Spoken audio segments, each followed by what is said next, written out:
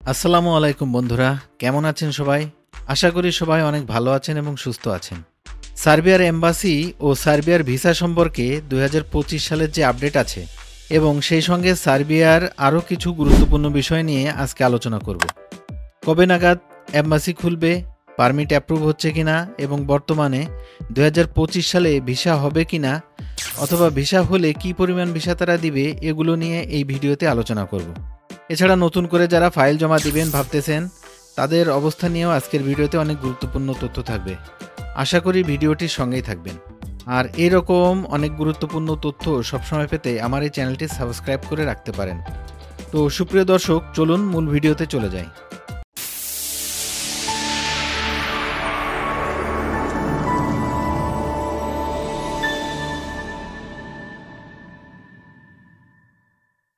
আপনারা অনেকেই কিন্তু আমার কাছে প্রশ্ন করেছিলেন যে সার্বিয়া এম্বাসি কবে নাগাদ খুলতে পারে। এটা নিয়ে বলতে গেলে বলতে হয় যে সার্বিয়া এম্বাসি খোলার নির্দিষ্ট যে তারিখ, সেটি হলো জানুয়ারি মাসের ১৩ তারিখ। তবে এই সময়ে অল্প কিছু সংখ্যক কর্মচারীরাই শুধুমাত্র তাদের কাজে যোগদান করার সম্ভাবনা রয়েছে। এছাড়া বাকি যে কর্মকর্তাগুলো রয়েছেন তারা আরও এক সপ্তাহ পরে, মানে জানুয়ারির ২০ অথবা ২২ তারিখের ভিতরে আস্তে আস্তে সবাই কাজে যোগদান করে ফেলবেন। তো এর মধ্যে যারা পারমিট অনলাইনে অ্যাপ্রুভাল পেয়ে গেছেন, তারা আশা করা যাচ্ছে এম্বাসি খোলার পর জানুয়ারির ২০-২২ তারিখ থেকে পরবর্তী ৩০ দিনের ভিতরে আপনারা আপনাদের ভিসা পেয়ে যাবেন। এবং যারা অ্যাপ্রুভাল পান নাই, তারা কিছুদিন পর অর্থাৎ ফেব্রুয়ারির মাঝামাঝি সময় থেকে পরবর্তী ৩০ দিনের মধ্যে আপনারা হয়তো আপনাদের অ্যাপ্রুভালটা পেয়ে যাওয়ার সম্ভাবনা রয়েছে।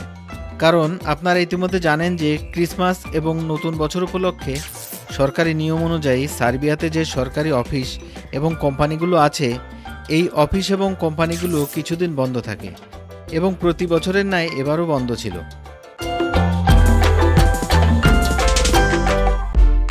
আর একটা বিষয় সম্পর্কে অনেকে জানতে চেয়েছেন, সেটা হচ্ছে ফ্লাইটের যে আপডেট রয়েছে এটার বিষয়ে। তো আপনাদের অবগতির জন্য জানাচ্ছি যে নির্ভরযোগ্য সূত্রের মাধ্যমে জানা গিয়েছে যে যেহেতু জানুয়ারির ১৩ থেকে ১৫ তারিখের ভিতরে সার্বিয়ার যে কোম্পানিগুলো আছে সেগুলোর বেশিরভাগ কোম্পানি এবং মিল ফ্যাক্টরিগুলো কিন্তু চালু হয়ে যাবে।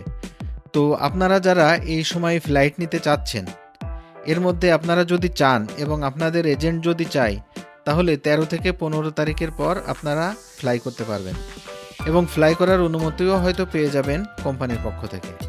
আর যারা নতুন করে সার্বিয়াতে কাজের ভিসায় যাওয়ার জন্য ফাইল জমা দিতে চাচ্ছেন, আমি এখন কথা বলবো তাদের উদ্দেশ্যে। আপনারা হয়তো জানেন দক্ষিণ এশিয়ার যে দেশগুলো রয়েছে এগুলোর মধ্যে যেমন নেপাল, শ্রীলঙ্কা, বাংলাদেশ, ইন্ডিয়া এবং পাকিস্তান রয়েছে। এই সবগুলো দেশ থেকে কিন্তু সার্বিয়ার কাজের ভিসার জন্য আবেদন করা হয়। তবে মনে রাখতে হবে যে এখান থেকে শুধুমাত্র পারমিট এনে দিতে পারলেই যে আপনার এজেন্ট আপনাকে ভিসা করে দিতে পারবে এমনটা কিন্তু নয়। আপনার পারমিটটা কিন্তু ফেকও হতে পারে। তাই এই পারমিটটা অনলাইনে যখন করবেন তখন দেখা যাবে যে এটা অনলাইন হচ্ছে না, কারণ ফেক পারমিটে কখনো অনলাইন হবে না। তাই এক্ষেত্রে আপনার যে এজেন্ট আছে ওই এজেন্টের সাকসেসের উপর কিন্তু নির্ভর করে যে তারা আপনাকে ভিসা এনে দিতে পারবে কিনা। তো অবশ্যই আপনারা যদি এখন ফাইল জমা দিতে চান, তাহলে ২০২৫ সালেও কিন্তু ভালো ভিসা হওয়ার সম্ভাবনা রয়েছে। এখানে দেখা যাচ্ছে সার্বিয়া সরকার বর্তমানে ২০২৫ সালে কিন্তু ইউরোপের বাইরের দেশগুলো থেকে প্রায় ২ লক্ষ লোক নিতে চাচ্ছে, যেটা ২০২৪ সালে ছিল ১ লক্ষের মতো। এবং তখন যে বিষয়টা দেখা গিয়েছে যে ২০২৪ সালে প্রায় ১৪,০০০ মানুষ আমাদের এই দক্ষিণ এশিয়া থেকে সার্বিয়া গিয়েছিলেন। তাই আশা করা যাচ্ছে ২০২৫ সালে সার্বিয়া যাওয়ার কর্মীর পরিমাণটা হতে পারে আরও প্রায় ৩০,০০০-এরও বেশি। আমরা যদি ২০২৪ সাল অনুসারে হিসাবটা করি, তাহলে এখানে দেখা যাচ্ছে ২০২৫ সালে আরও ভালো পরিমাণ লোক সার্বিয়া যেতে পারবে। তাহলে তারা, অর্থাৎ সার্বিয়ান সরকার যে ২ লক্ষ লোক নিতে চাচ্ছে, আশা করা যায় সেই ২ লক্ষ মানুষই যেতে পারবে সার্বিয়াতে। তবে এক্ষেত্রে একটা বিষয় সম্পর্কে একেবারে না বললেই নয়, আর সেটা হচ্ছে বিগত বছরগুলোতে বাংলাদেশ সহ আমাদের আশপাশের দেশ থেকে যে কর্মীগুলো সার্বিয়াতে গিয়েছেন, তাদের মধ্যে অনেকেই কিন্তু সার্বিয়াতে স্টে না করে পার্শ্ববর্তী কোনো না কোনো সেনজেন কান্ট্রিতে গেম দিয়ে চলে গিয়েছেন, যার কারণে সেখানকার কোম্পানিগুলোকে কিন্তু অনেক ক্ষতির সম্মুখীন হতে হয়েছে। এতে করে যেই দেশের মানুষ সার্বিয়াতে গিয়ে সেখানে স্টে করছে না, পালিয়ে অন্য কোনো দেশে চলে যাচ্ছে, সার্বিয়ান কোম্পানিগুলো কিন্তু বর্তমানে সেই সকল দেশ থেকে কর্মী নিতে অনাগ্রহ দেখাচ্ছে, অর্থাৎ সেই সব দেশ থেকে কর্মী নিতে চাচ্ছে না। এরকম চলতে থাকলে ভবিষ্যতে সার্বিয়ার ভিসা পাওয়া কিন্তু অত্যন্ত কঠিন হয়ে যাবে। তাই সকলেরই উচিত সার্বিয়াতে গিয়ে সেখানে কমপক্ষে 1 বছর স্টে করে তারপর টিআরসি নিয়ে যদি অন্য কোনো কান্ট্রিতে মুভ করার ইচ্ছা থাকে তাহলে বৈধভাবে যাওয়া, এতে করে উভয়ের জন্যই ভালো। তো যাই হোক, অবশ্যই 2025 সালে যারা আবেদন করবেন, আশা করা যাচ্ছে সার্বিয়াতে অনেক পরিমাণ লোক তারা নিবে, তাই অবশ্যই আপনারা চেষ্টা করতে পারেন। এক্ষেত্রে অবশ্যই আপনি আপনার এজেন্সি নির্বাচন করার সময় তাদের ব্যাকগ্রাউন্ডটা ভালো করে চেক করে নেবেন। এজেন্সি পারমিট এনে দিতে পারলেই যে আপনার ভিসাটা তারা এনে দিতে পারবে এমনটা কিন্তু নয়। এমনও দেখা যাচ্ছে আপনার পারমিটটা অনলাইন অ্যাপ্রুভাল পেয়ে গেলেও অনেক সময় কিন্তু এজেন্সি ভিসা করিয়ে আনতে পারছে না। এরকম অনেক এজেন্সি কিন্তু ভিসা করে নিয়ে আসতে পারছে না, তাদের ভিসা বের করার রেশিও কিন্তু ভালো নয়।